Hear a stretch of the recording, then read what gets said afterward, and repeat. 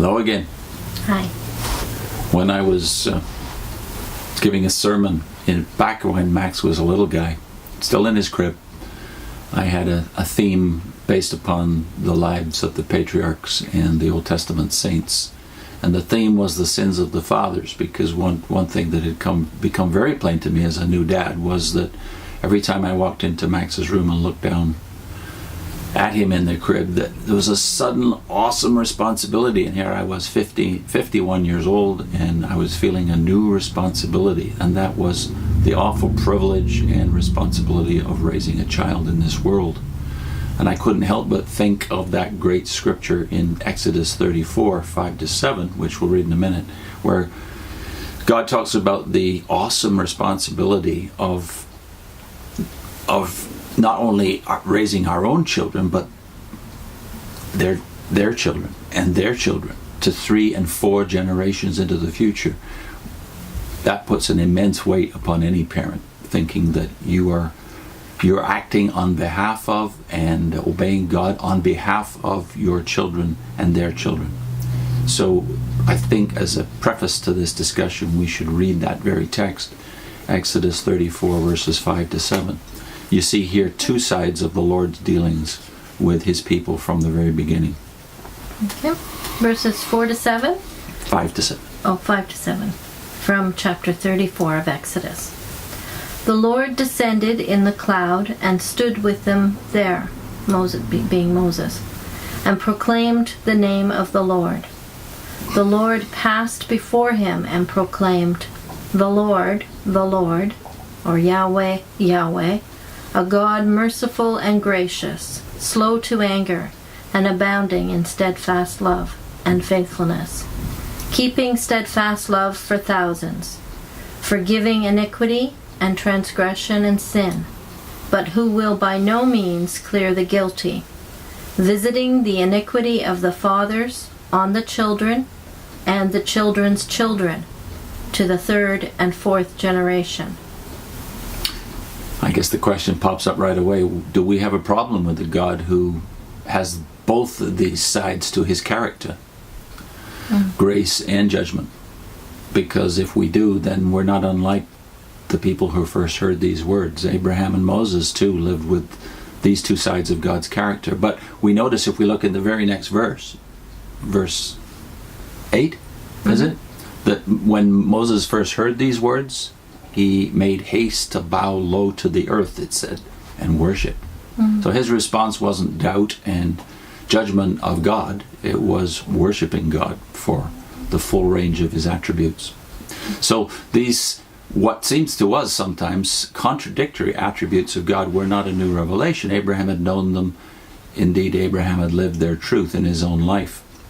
We might remember that we call him the father of all who have faith, and the worship of Abraham, if we're Christians at least, we view as worshiping a God of grace primarily. But even in Abraham's own life, you see the tendency towards compromise that a God of grace unfortunately invites, because if we think that our salvation, our relationship with God is all of grace, then somehow we make space for compromise and we make grace compatible with sin, we think.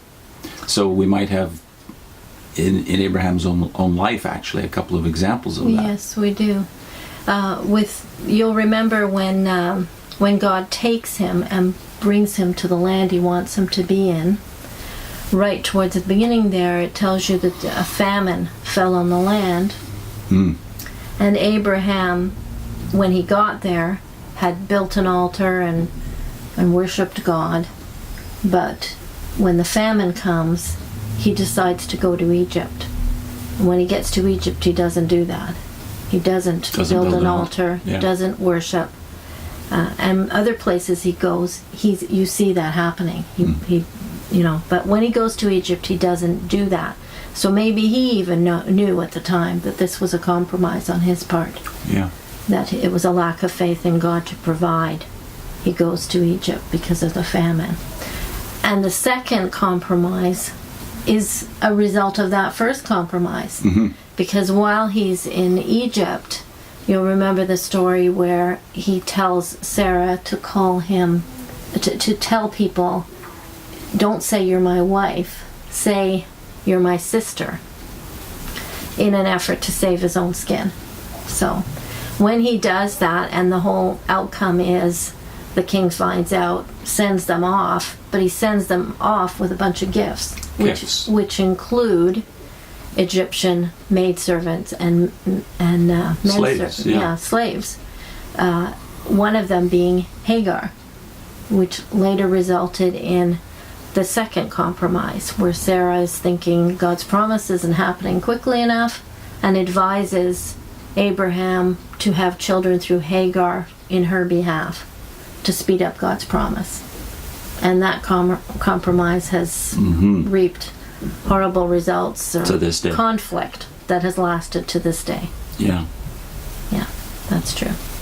Then you find his son imitates him and does the very same thing. With King Abimelech. Tells his wife, don't say you're my wife, say you're my sister, in order to save his own skin, or being afraid of the people. Fear of man. You see it both in Abraham and you see it in his son.